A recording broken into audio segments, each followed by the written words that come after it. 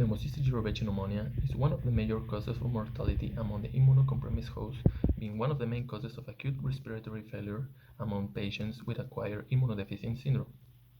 Characterized by a typical presentation of chest pain, cough, and dyspnea, there is also some acute complications that can develop on the patient that are a result from inflammatory local changes in the lung. Here, we are showing an atypical presentation of this infection in an immunocompromised patient.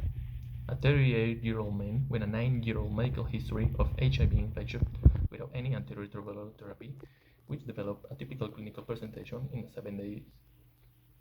Upon admission at hospital, he showed with hypoxemia, an elevated alveolar arterial gradient, and an elevated lactate dehydrogenase. He also showed with a low CD4 count and a high viral load. Upon admission, a chest radiograph was performed in which we could observe a micronodular interstitial pattern and some areas of pulmonary fibrosis. A chest computer tomography followed, in which we could observe a bilateral disseminated ground glass pattern with some areas of atelectasis and bronchiectasis. Also, there was the presence of subcutaneous emphysema and pneumomediastinum and pneumopericardium. These acute complications are likely a result from air leakage among the bronchivascular tissue. These likely are results from rupture of lung tissue produced by neutrophilic inflammation. These complications can develop on any patient with pneumocystis jiroveci pneumonia, but have a higher prevalence among the HIV population.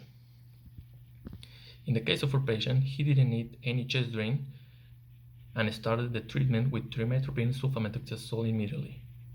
In the first week, showing a clinical improvement and a remission of all the respiratory symptoms.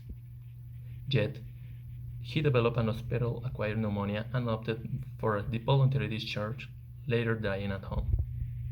To conclude the case, we need to always consider these acute complications among any immunocompromised patient that have a rapid appearance of respiratory symptoms, which should prompt the search for these typical and unusual complications through the use of imaging studies.